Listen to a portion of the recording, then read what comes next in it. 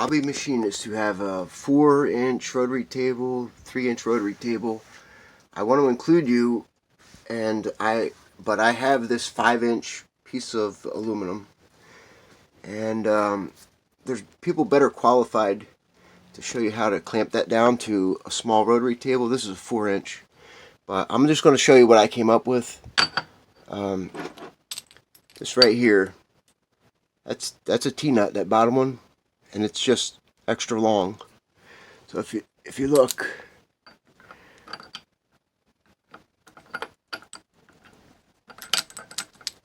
if I can get it started, there we go. That's what I came up with, and I'm sure, like I said, you can see if that were just a little bit longer, I could have that. You see how that works there? The T-nut is this can stand on the T-nut because it's really long. Okay, that's what I came up with. So, and again, I'm new at machining, so I'm sure there's better suggestions. But anyway, I'm sure this can be done. I want to use this 5-inch piece of aluminum. First, let me show you some pieces that I believe I can show you how to write the plans to make these, because I'm going to show you how to use trigonometry. I'm not going to try to teach trigonometry. And this is for the hobby machinist. Okay, so here's some 5-axis pieces. This is all manual mill. We're not going to talk about them because I don't expect people to have a rotary table on a rotary table like I have. You can see that in my other videos. Let's just talk about using a rotary axis, a rotary table on your manual mill. That's this flared spoke wheel. This one actually was not the rotary table. I used the linear drilling function to cut that. Okay, so these are things I believe I can show you how to write the plans for. And for anyone who don't want to learn how to write the plans, part 2 will be I'll just give you the numbers, all the coordinate points or locations. I prefer locations. And part 2 will be just to give you all the numbers, and you can and it'll show the actual milling. You can skip the part 2 if you want that, or if you want part 1, show you how to write the plans. Okay, we're going to start with drawing. Let's start with drawing a wheel. This flared spoke wheel is a little more involved, so we're going to do a tapered spoke wheel first. The plans already. This is something I haven't made yet. The tapered spoke wheel I haven't made yet, so I'll be on board from start to finish. Now, on this graph paper, I traced out a circle with a compass, and just to show you its actual size, I think you get the idea. I'm just trying to take, just keeping it simple here. For now, I do want to draw it. I do want to scale it up for so you can see the triangles that we're going to need. Okay, so that's already traced out. Now, we're not going to really call out numbers. This is what's going to help make this possible for anyone who doesn't really want to know, doesn't want to learn trigonometry, but just how to use it. So let's just say that okay, this is 5-inch diameter here, because that's the piece of aluminum that I have. Okay, so let's just start drawing, and let's say we want to go back one square on this graph paper. Each square is worth 1/4 of an inch, 0.25. So I'm going to trace that out with a compass. Okay, now I drew the outer rim, and keep in mind the value of each square is 1/4 of an inch, 0.25 inch. So this is going to be a 5-inch diameter, which means the radius to the outer edge of the rim will be 2.5 inches. And you can see that there are, if you counted them, there's 10 squares times 0.25. That's 2.5 inches. To here, we're going to go back 1/4 inch, so that we're going to leave that amount. That's going to be the rim. Now let's say we're going to use a 1/4 inch cutter.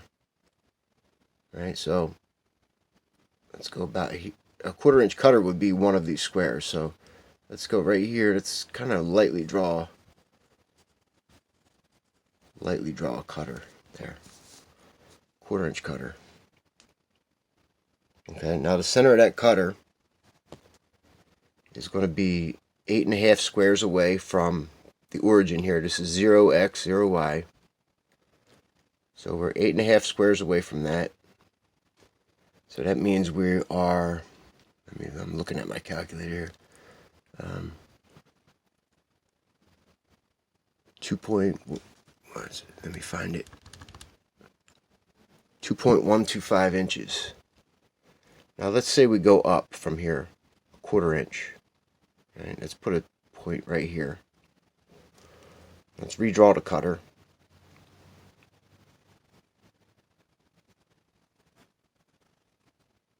Okay, it's difficult to do. I'm looking through the camera. Okay, now the reason we did that, I'm going to erase this. The reason we did that, I want one of the 5 spokes to be at 0 degrees. The center of the spoke to be at 0 degrees. Okay, so let me fix this up. Okay, we originally drew the cutter right here, and we knew that the center of the cutter was 2.125 inches from the origin in X. And then I erased that one. We went up 1 square, and that's the center of the cutter, and I redrew the cutter here. Now we know that distance right there is 0.25 inch. What we're looking at is a triangle here. So we know that that's 0.25 inch, and we know that this hypotenuse is 2.125 inches. Now, you know that this hypotenuse was originally right here at 0 degrees. When we went up, you know that the cutter also went to the left. Okay, this is going to be the trig. Just how to use the trig. So let's ask our calculator a question. What is this angle if the opposite side is 0.25 inch and the hypotenuse is 2.125 inches? That question is on the calculator. That is the inverse sine. So the buttons I pushed was shift sine. And the opposite side length is 0.25 divided by the hypotenuse length is 2.125.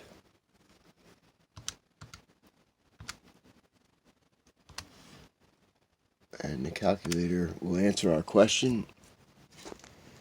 It's saying that that's the angle there, 6.756 degrees. And that's this angle right here. Okay, now that we have that angle, we can figure out how far to the left the cutter is now. Let me say it this way. The cutter is no longer, the center of that cutter is no longer 2.125 inches from the origin. So, let me think about how to explain that. Okay, I got it. This is what we're going to ask our calculator. This is the adjacent side here. And that would be the distance in X that cutter is at. So this is what we can ask the calculator. What is the length of the adjacent side compared to the hypotenuse? Because we know that length. And then we multiply what it gives us by the length of the hypotenuse, and that would be the length of this adjacent side. Okay, so that's going to be the cosine button. the cosine of that angle. I just highlighted it. Insert that there.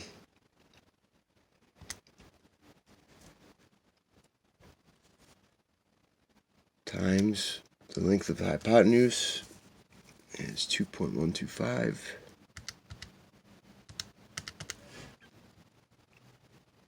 And we get our adjacent length. You see, it's only a little bit shorter than the hypotenuse.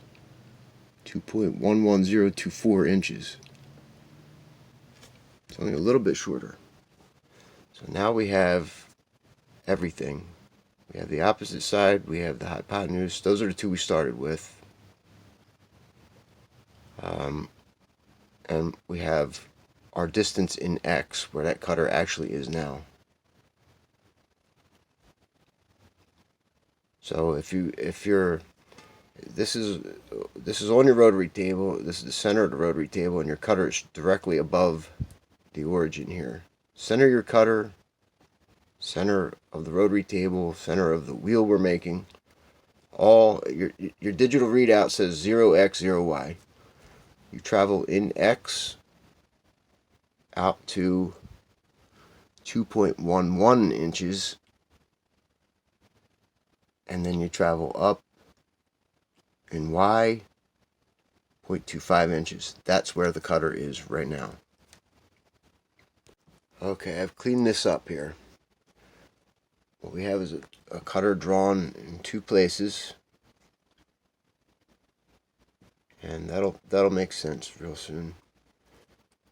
This is the location of that cutter in y, and the other one in y. Same value, but a negative. And they're both in the same distance from the origin in x. Those are both the same. And we have that number too.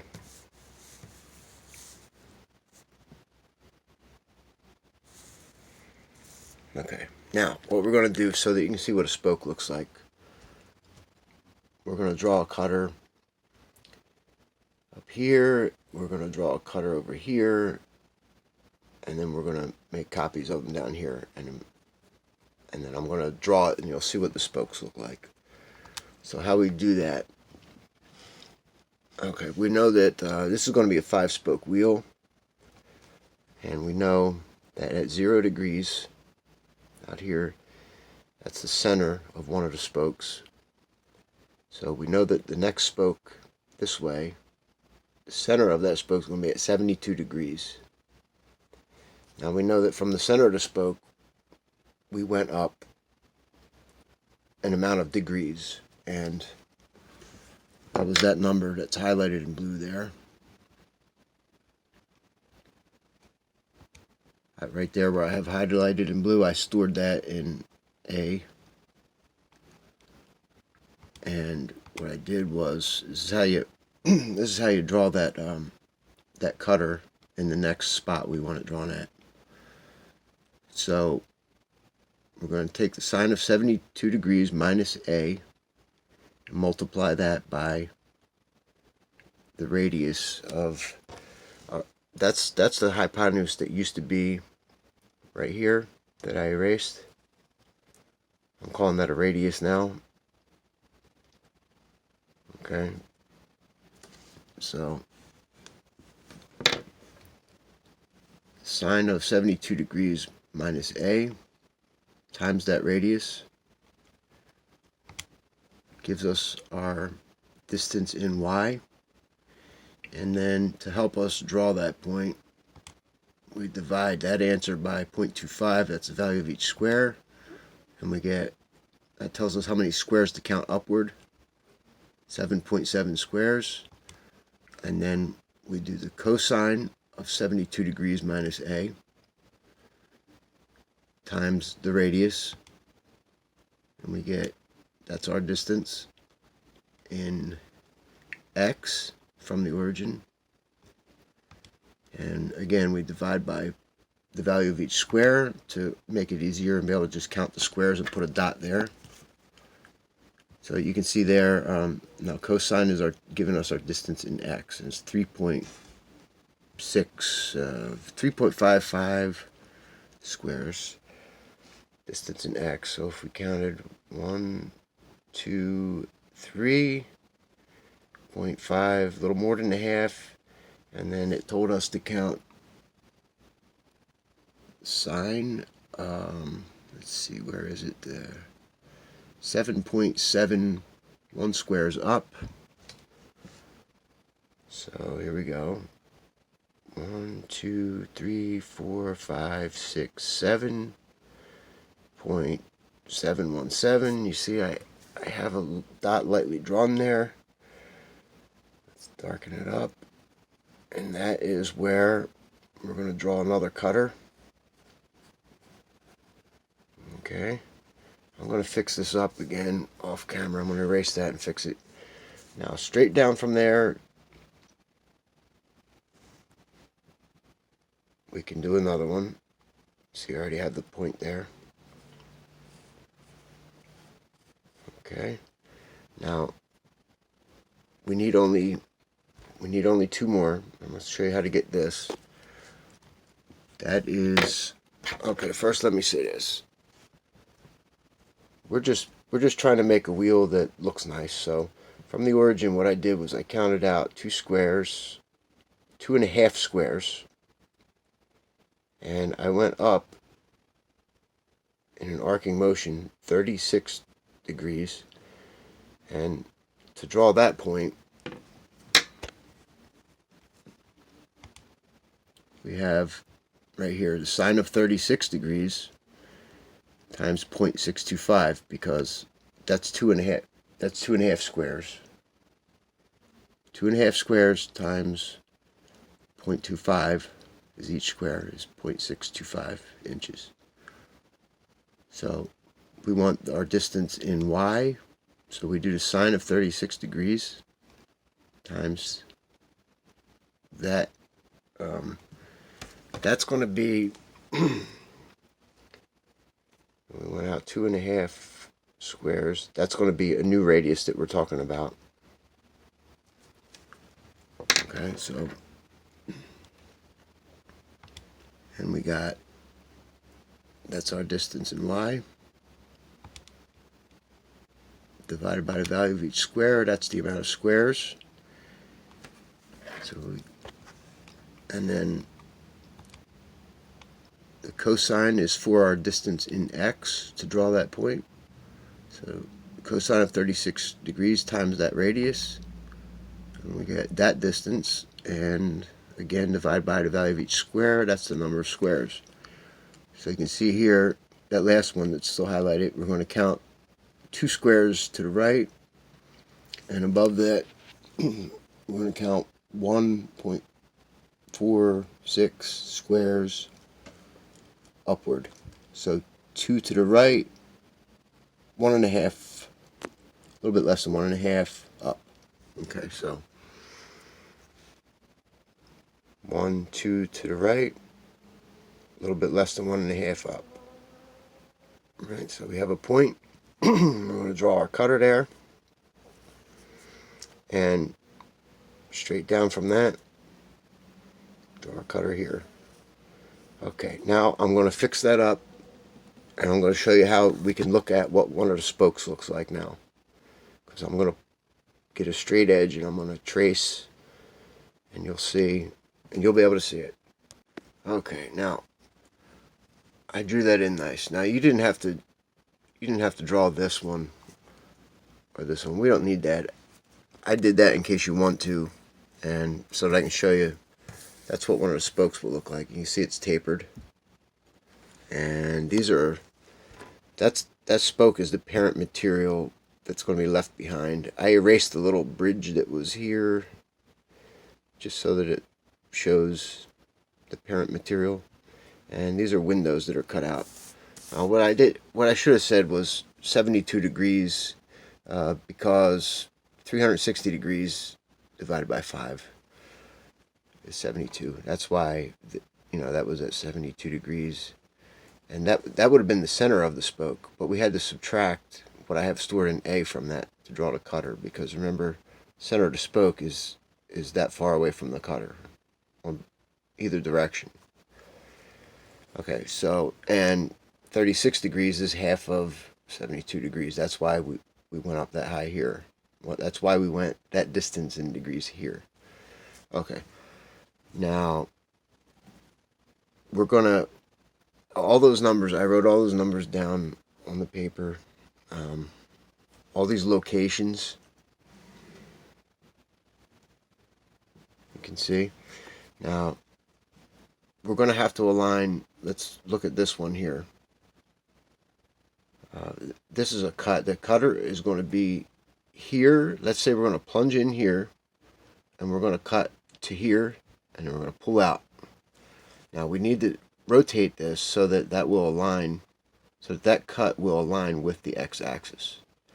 So we take this distance in y. Let me show it here. This distance in y, and we subtract it from this distance in y, and we get that number. And I drew another triangle up here. Now that's not a distance in y, that's the length of this opposite side of this triangle. And then we take this distance in x, which is this number, and then we subtract from it this distance in x, which is that number, and we get, for our triangle up here, we get that length of the adjacent side. This is going to be our rotation. We need to find this angle right here, and that's going to be our rotation. Okay, so let's ask our calculator, what is the angle if we have the opposite length and the adjacent length. So that's going to be the inverse tangent, which is shift tangent. Okay, and let's get the opposite length. Let's go highlight that and copy it down here, and we're going to divide that by the adjacent length. So let's go get that. Yeah, that's the one. Okay.